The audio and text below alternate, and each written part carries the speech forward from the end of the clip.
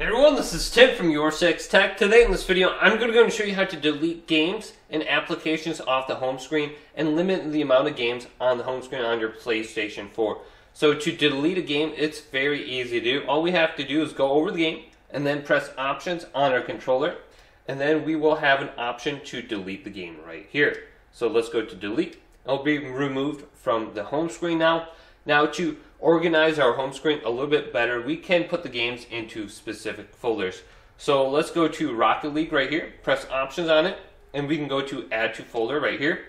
And then we can use an existing folder or we can create a new folder. So let's create a new folder and just put games on here or something like that. Then you can go to select content and you can choose the games you want to put into the folder. So let's put Minecraft, Elden Ring, Bloodborne in there, and then go to confirm, and then go to OK.